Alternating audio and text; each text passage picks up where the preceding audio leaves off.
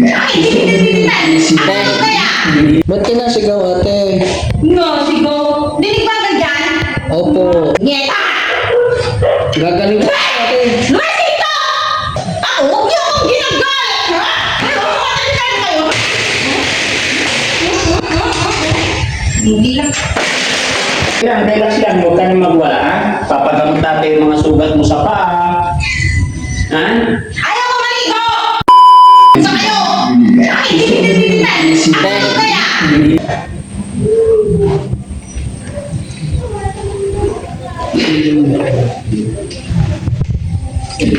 Ano na? Sumipid lang yun. Saan ba pupunta yung lalaking yun? Mag-reverse na ba? Sakit? Paano masakit? Baka sa akin ang masakit, hindi sa inyo. Tapos sa amin. Ano bang nangyari? Bakit ba? Masakit ba ako magsalita? Bakit ba? Oh, talagang wala akong kayamanan. Wala akong may pagmamalaki dito sa mundo. Wala akong kayamanan kahit isang dala. Katawan ko lang. Akin na ano mamaya na subili ha?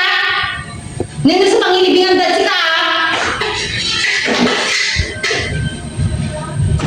Bitbit ko nga yung katawan ko. Eh paano naman kung lagas-lagas naman?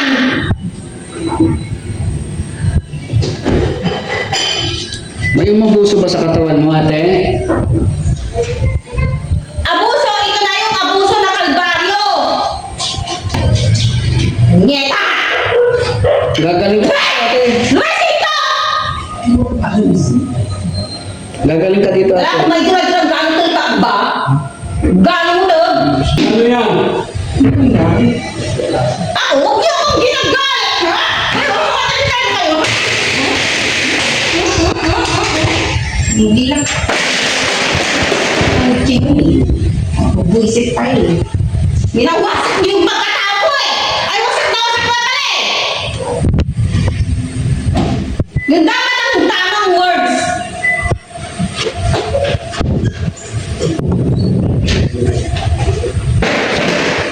Anong ginawa nila sa'yo te? Okay. Anong nangyari ate Nida? Hala! Napatakbo tuloy ako. Huwag kang magwawala. Magagalit yung mga pulis, ha? Magalit yung mga ano. Eh, wala akong pakialam. Puhulihin tayo dito. Paano hulihin? Basta pera. Nagkaroon Wala na akong may kumain na sa iba. kanin. Oh. Bukas pupunta tayo ng pagkamutan, ha? Huwag kami magwala, ha? Okay? Relax lang. Relax lang. Kalma lang, ha? Bilhin na nga ako, ulihin na naman, bibili. Kasi ako yung paninit. Sige, huwag ka na magwala, ha? Nagulat ako eh. Napatakbo tuloy ako. Ha? Huwag magwawala, ha? Kunting tiis lang. Naninibago ka lang pero magiging okay din, ha? Ngayon, ganyan lang sa simula. Okay? Ganun lang talaga mga kababayan. Parang ang case nito parang si Ate Tintin. May oras, may time talaga na nagtitrigger. Pero kasama po talaga sa buhay yan. Tsaka ba narinig? Eh, wala naman tatagusan dyan ng pinagsasabi ko ba? Sarado-sarado na pinto, doble na nga yung mga pintuan eh. Doble-doble pintuan. Para hindi tayo mapasok. Para hindi tayo mapasok. Ha? Okay? Paano mapasok? Mo, hindi ka nga makatapos eh. Mapapasok ka rin. Ilan na makapasok mo?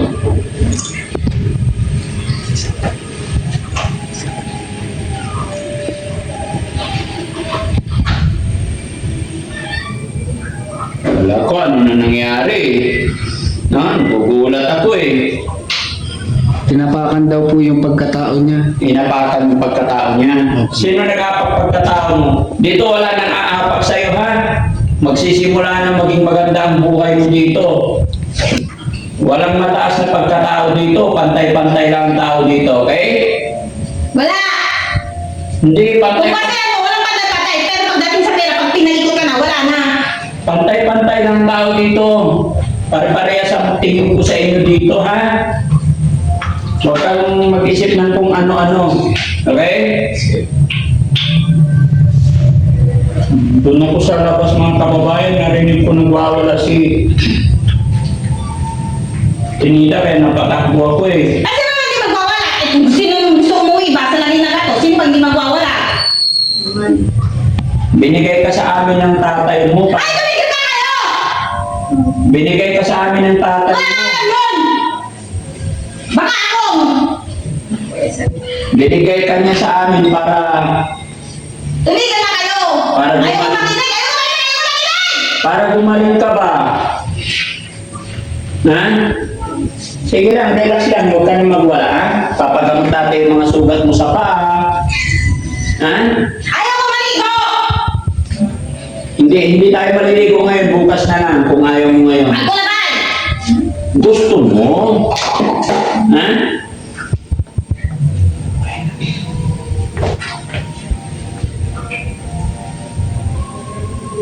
Kumain ka na? Gusto mo kumain? Ha? Gusto mo kumain? Ha? Sa mga kababayan, Sabi mo lang may pagkain.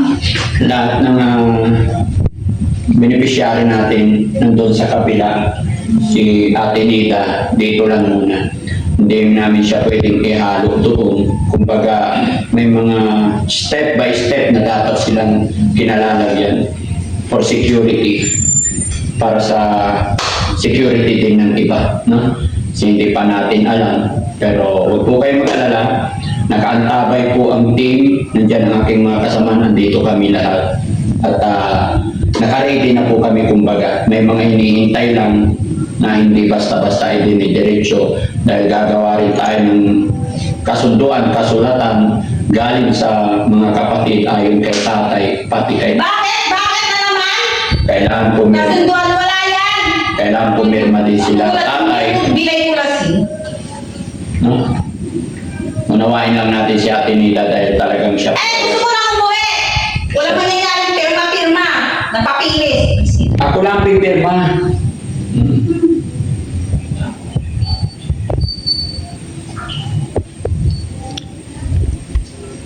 Okay, relax lang, ha? Bukas na umaga, maliligo. Ganda rin Ate Nita, oh. Ha? Patingin nga si Ate Nita. Patingin mo na, smile. Nagiging baboy na ako na nga ako eh. Dumadagdag ka pa. Ay, hindi. Sino gusto mo? Si Kuya Rizky? Ha? Kuya Rizky, ikaw gusto. Gusto niya yun. Dito ka, kausapin mo, tabi ka. Oh, nandiyan si Kuya Rizky, di ba? Sabi mo si Kuya Rizky gusto mo. Nila. Hmm. Pakita mo yun noon. Oh. Ha? Sumangot. Hindi, ganyan lang. Maganda si Ate Nida. Siyempre. Nida. Tinida.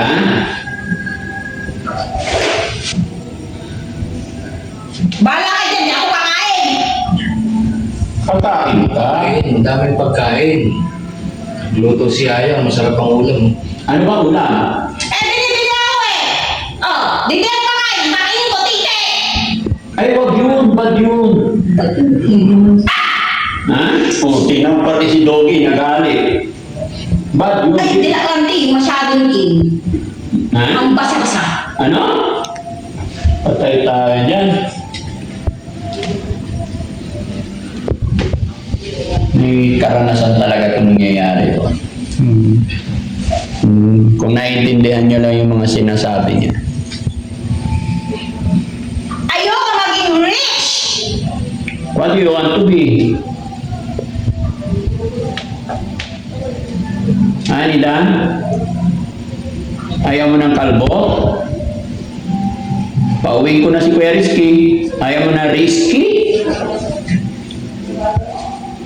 Ayaw daw niya ng risky. Ha? Gusto mo pango? Jessie? O ako? Ha? Sinong gusto mo? Kalbo o pango? Ayaw ni Rizky lumapit. Ha, Nida? Mapatahimik ka lang. Sino gusto mo? Kalbo o pango? Ayan, o. O, dalawa na yung pamimilian mo. Huwag lang ang pag-usapan yung edad kasi mga senior na yung mga yan. Upo ka dyan pa. Ay, pango. Kaya dyan sila. Ano kailangan mo? Wala ba? Marami tayo. Ay, huwag yan. Huwag ka nang malungkot. Kaibigan kita. Ibigyan ka namin eh. Ikaw, Huwag ka nang malungkot, kaibigan. nagsisa ka ng team, Daddy Frankie. Iyon. Di ba? Pag gumaling ka na, ikaw na yung muse. Hindi na si Ate Penny. Diba? Francis. Pwede ba huwag niyong ginugulo yung utak ko? Huwag niyo magniwawala. Nawawala na nga sa tubig eh. O, sige, hayaan na natin muna guys, ha? Distrakin niyo yung panunutan ko. Ate Peli, ganyan lang, ha?